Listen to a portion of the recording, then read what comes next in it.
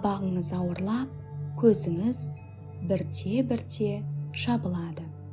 Бірақ тоқтаңыз, енді ғана түс болды, ал сізде істейтін шаруа бастан асады.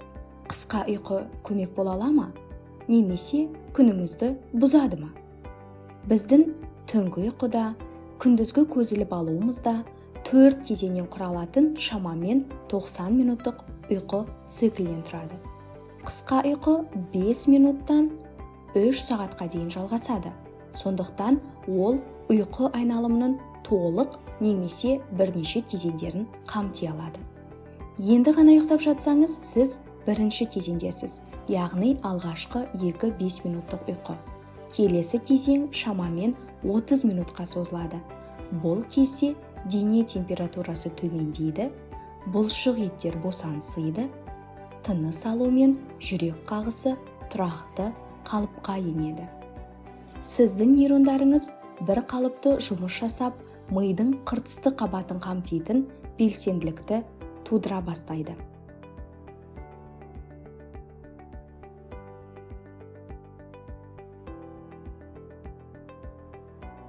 Сіз үшінші кезеңге немесе баяу толқындық ұйқыға кіргенде, сіздің нейрондарыңыз үйлесімді түрде жұмыс істеп, айналмалы толқындар көбейеді.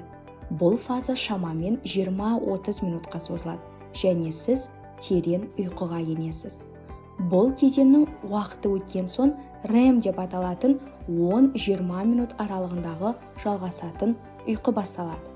REM кезінде мидың белсенділігі ояу болған шақтағыдай дәрежеге жетеді. REM-нің бітуі ұйқы циклінің аяқталғанын білдіреді. Жарайды, бірақ мызғып алу жақсы сезінуіңізге септігін тигізе ме?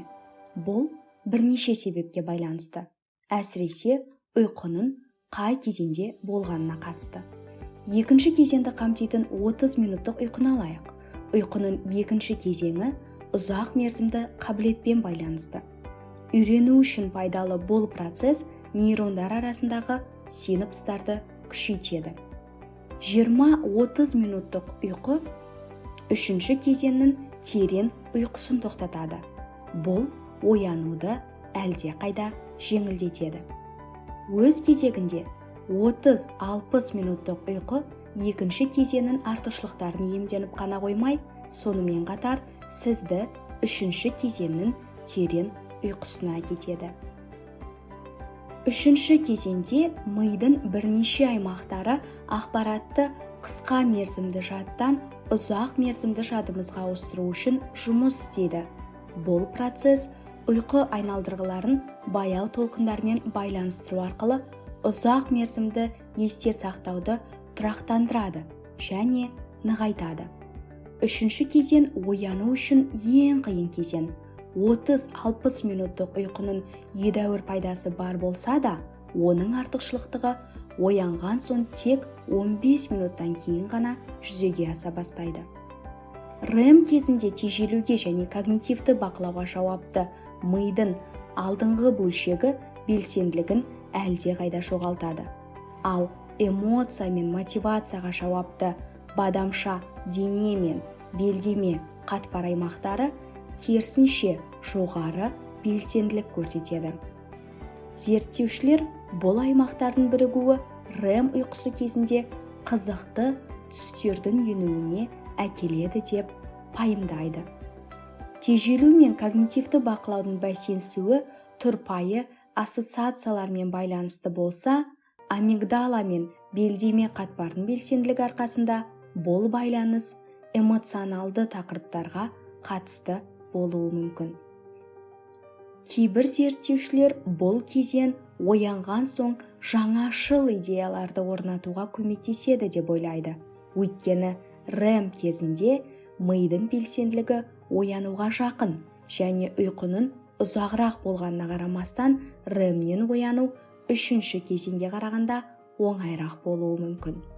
Күндіз қай уақытта ұйықтағаныңыз да маңызды. Күн батысқа жақындаған сайын үшінші кезең ұйқысына деген қажеттілігіміз біртіндеп артады. Егер сіз кешке қарай ұйықтасаңыз, түнде ұйықтауға керек қысымынан айырылып қалуыңыз мүмкін. Бұл REM ұйқысында орын алмайды Таңертеңгі уақытта REM ұзаққа созылады, сондықтан түске дейін ұйықтауды жиірек қалаймыз. Күндізгі ұйқы кезінде REM және терең ұйқының болуы тең шамада. Ал кешке терең ұйқыға кетуге бейімбіз. Бұлайша алғанда, түсте ұйықтайтындар мен ұйықтамайтындар саны тең, бірақ көз іліп алатындар ұйықтамайтындарға қарағанда әрқашан когнитивті артықшылықтар көрсетеді. Ғалымдардың айтуынша, көз іліп алатындар тезірек ұйқыға кетуге және ұйқы кезеңдері арасында оңай ауыса алатындығына байланысты. Оған қарамастан, ұйықтамайтындар да ұйқылары тереңірек болса да, көз іліп алу оларды ұйқышыл етеді. Демек, күндізгі ұйқы көмектесе ме? Оны білудің тек бір жолы бар.